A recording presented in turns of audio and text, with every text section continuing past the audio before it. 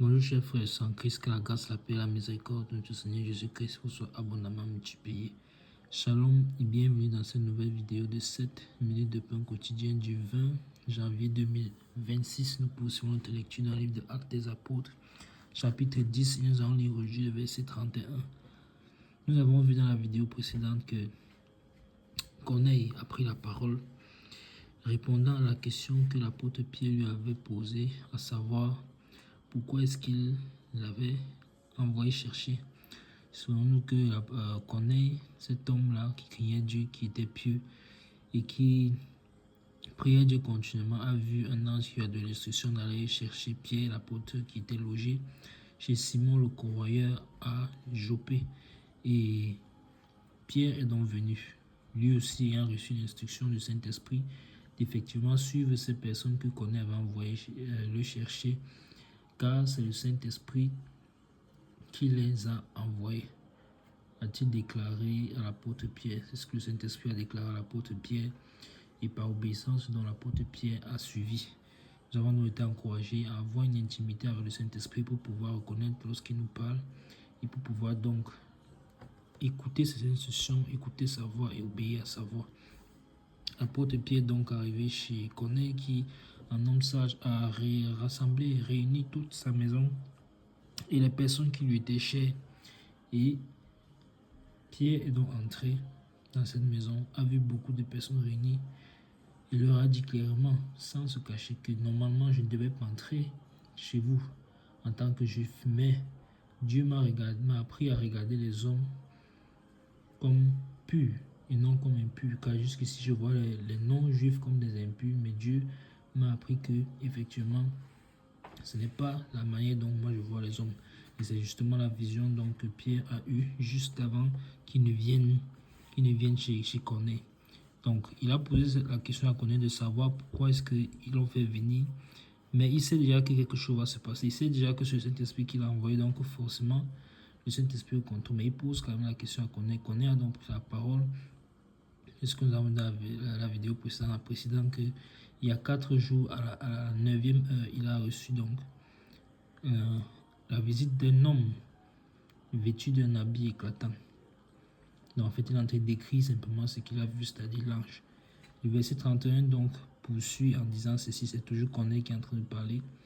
Corneille, ta prière a été exaucée et Dieu s'est souvenu de tes aumônes. Amen. Ça, c'est donc ce que l'homme en habit éclatant que Corneille a vu lui dit. Voici ce que l'homme lui dit. Corneille, ta prière a été exaucée et Dieu s'est souvenu de tes aumônes. Amen. Première information que nous tirons de ce passage, c'est que le ciel connaît Corneille. Encore une fois de plus, et c'est d'ailleurs ce que nous avons vu au verset 3. Le ciel connaît Corneille, non seulement le ciel connaît Corneille, mais le ciel le connaît par son nom. Corneille, Corneille. Alors laisse-moi te dire, toi qui écoutes cette vidéo, que le ciel te connaît par ton nom. Comment t'appelles-tu? Tu penses que tes parents t'ont donné ce nom? Mais oui, tes parents t'ont donné ce nom, mais sache donc que tout sur la terre est arrêté d'avance et que le Seigneur Dieu Tout-Puissant, rien ne lui échappe. Et il connaît toutes choses. Il te connaît avant même que tu ne sois conçu, il te connaissait déjà. Et si tu n'as pas encore donné ta vie au Seigneur, je t'encourage à le faire. Car pourquoi t'as-t-il permis de venir sur la terre? Il faut que tu accomplisses un but, une volonté qu'il a prévue pour toi. Veux-tu la connaître? Viens d'abord à lui, en acceptant le Seigneur Jésus-Christ comme Seigneur et Sauveur dans ta vie et en te faisant baptiser en son nom pour marcher en nouveauté de vie. Et tu abandonnes dans ta vie passée la promesse du Saint-Esprit pour toi. Voici ce que le Seigneur Jésus-Christ fait. Comme il a fait, et il est en train de le faire avec Corneille. Et si tu es déjà chrétien, je t'encourage également à demeurer dans les voies du Seigneur. Pourquoi? Parce que Dieu te connaît par ton nom. Il te connaît par ton nom, tout comme il connaissait Corneille. Mais Corneille, son avantage, ou bien sa particularité, c'est que le ciel, parce que c'est ce que l'ange poursuit en disant, ta prière a été exaucée et Dieu s'est souvenu de tes aumônes. Donc, ta prière a été exaucée. Ça veut dire que c'était un nom de prière. On avait déjà vu au verset 3 que, au verset 1 du chapitre 10, ce chapitre que nous sommes en train de lire, qui craignait Dieu, il priait continuellement. Avec toute sa maison, il faisait beaucoup de monde au peuple. Vous voyez donc, sa prière a été exaucée. Donc quand l'ange se présente déjà, c'est terminé. Sa prière a déjà été exaucée. Amen.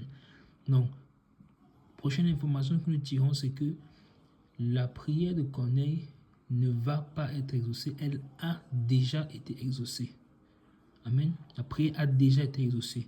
Donc, au moment où l'ange se présente, la prière est déjà exaucée. Pourquoi? Parce que la prière est exaucée au ciel. Donc, même si nous ne voyons pas encore physiquement les résultats de nos prières, sachant que le Seigneur, certaines de nos prières sont déjà exaucées au ciel. Sont déjà exaucées au ciel. Et souvenez-vous que Corneille priait Dieu continuellement. Donc, ça veut dire qu'il priait toujours dans l'insistance et la persistance, avec persévérance et patience, comme le Seigneur l'a recommandé également à ses disciples de faire. Vous vous rappelez cette histoire de cette femme syrophénicienne. Donc, il nous faut toujours prier avec persévérance et patience. Certaines de nos prières sont déjà exaucées au ciel. Et il y a un instant, il y a un moment pour que l'ange qui du ciel arrive vers nous. C'est quand l'ange arrive maintenant donc, que la manifestation physique de l'exaucement de notre prière donc, se réalise sur la terre. Et vous vous rappelez que c'est la même chose qui s'est passée avec Daniel. Daniel a pris son temps de jeûne de 21 jours, mais dès le premier jour où il a commencé à prier, l'ange qui est venu plus tard lui déclarer, le visiter, lui a fait comprendre que sa prière avait déjà été exaucée. C'est la même chose. Donc, ne nous laissons pas dans la prière, continuons dans la prière. Je ne sais pas ce que tu travailles, je ne sais pas quel est ton sujet de prière devant le Seigneur. Ne baisse pas les bras, continue à dépendre du Seigneur, continue à persévérer dans la prière. Le Seigneur t'exaucera. Et qu'est-ce qu'il déclare encore? Il dit, ta prière a été exaucée et Dieu s'est souvenu de tes aumônes. Prochain enseignement que nous tirons donc, c'est que il nous faut apprendre à faire des libéralités. Dieu se souvient de ses aumônes. Donc, non seulement sa prière a été exaucée, mais Dieu s'est souvenu de ses aumônes. Donc, autrement dit, ces aumônes-là ont été aussi comme un catalyseur pour que, en priorité, sa prière soit exaucée. Ou qu'en priorité, ce soit lui qui soit visité. Dites-vous bien qu'il n'y avait pas, ce n'était pas juste Corneille qui était le seul païen qui craignait Dieu. Il y avait beaucoup de païens qui craignaient Dieu, même ces personnes, ces amis intimes qu'il a invités. Certainement parmi eux, des personnes craignaient le Seigneur. Mais qu'est-ce que Corneille faisait? Il faisait des aumônes. C'est-à-dire que voici un Romain non-juif, païen, mais qui prend de son salaire avec ce bon poste qu'il a en tant que centenier.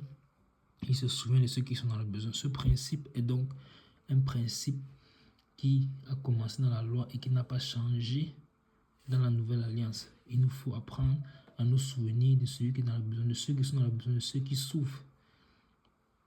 Car la bénédiction donc, et ça c'est une secret que je vous révèle, il y a sur la tête donc de ceux qui souffrent des bénédictions.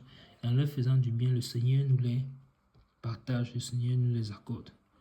Donc voici donc Corneille qui est exaucé, sa prière est exaucée et Dieu se souvient donc de ses aumônes. Donc apprenons à être généreux, l'apôtre Dieu nous l'a dit, l'apôtre Paul nous l'a répété, nous devons apprendre à faire des libéralités. En tant qu'enfant de Dieu, nous devons apprendre à donner. Notre Père est celui qui donne en premier, il nous a aimés et donc il a donné. La manifestation de l'amour, c'est que nous donnons. Il y a plus de plaisir à donner qu'à recevoir. Donc, ayons donc aussi la nature de notre Père de donner. Dieu a tant aimé le monde qu'il a donné son Fils. Nous aussi apprenons à donner, car nous sommes fils du royaume, nous sommes fils de Dieu. Amen. Nous allons nous arrêter là pour aujourd'hui. C'était tout pour les 7 minutes de point continu ce jour. Que la grâce, la paix, la miséricorde de notre Seigneur Jésus-Christ soit abondamment multipliée. Par la grâce de Dieu, nous verrons la prochaine vidéo, la suite de cette histoire qui définitivement est très intéressante et nous enthousiasme davantage. Que le Seigneur vous bénisse. Shalom.